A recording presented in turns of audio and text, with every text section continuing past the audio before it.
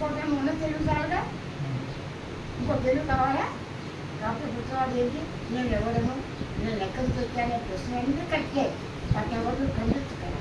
కానీ నేను ఉన్నాను అన్న ఎరుకను మాత్రమే గుర్తించి గమనించి తెలుసుకుని అలా ఉంటే నిత్య జీవితంలో అన్నీ కూడా ఎవరి ఆకారాలు, ఎవరి పద్ధతులు, ఎవరెవరి విమర్శించుకోకుండా సంఘ జీవితంలో పరస్పరం కలిసిమెలిసి ఉంటూ ఉన్నంతకాలం దేహం ఉన్నంతకాలం ఏదో టైం దేనింతకాలం ఉంటుందని దేవునికి రాసి కాదు గ్యారంటీ ఇస్తారు.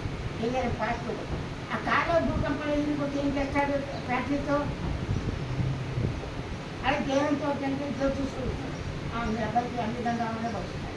పోయినాడు చచ్చాడు జ్యోతిష్కుడు, వీడు శుభ్రంగా ఉన్నాడు గ్యారంటీ ఉంటే. కానీ అలాంటి నమ్మకాన్ని నాకు చెడగొట్టవు. ఎవరి నమ్మకం వాళ్ళది. మనం ఏం చేయాలి, మన శరీరం అమ్మ నాన్న తల్లి తండ్రి గుర్తు ఈ దేహంతో కూడి ఇవన్నీ కావాలి. అంటే వాటిని ప్రేమించడం అంటే నీకేం దిక్కేసావు నిద్ర కోసం అంటే చెప్తాం అంటే ప్రేమతో చెప్తాం, శిక్షణ చెప్తాం అనేది వేరు. కాబట్టి ఆ విధంగా ఉంటేసాడు.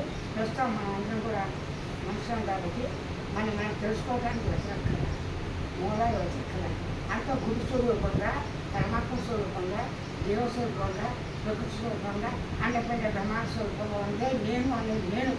ఆ నేను తెలుసుకోవడానికి మనం జరిగించాలి. సరే, గోవు ఎంతో గొప్పదండి. గోవుకి ఏమైనా ఇష్టపడతావా? రామాయణ పోయేటప్పుడు మనిషికి కొన్ని డబ్బుతో బ్రాండ్తో పోతారు, అది వేరే విషయం. కుక్కలు పెంచుతో కుక్క ఏదో చచ్చి వెళ్ళినా కుక్క దిగుతో పోతారు. ఎక్కువ మంది దిగుతో మంచి జన్మతో పిల్లలు బాగోలేదు మానే చచ్చిపోతాడు, జబ్బొచ్చింది, నాకు అన్ని ఇచ్చాను, ఆకలి వీళ్ళమ్మ సరిగ్గా రాలేదు, ఇంకో చూసేంటే బాగుండు అనుకుంటూ కొడుకు 5 రోజులు అన్యాయం అయిపోతుంది. నా పిల్లలకి చచ్చిపోతాడంటే దిగులు లేకుండా ఆనందంగా చచ్చేవాడు ఎవరు లేడు, కుదరదు.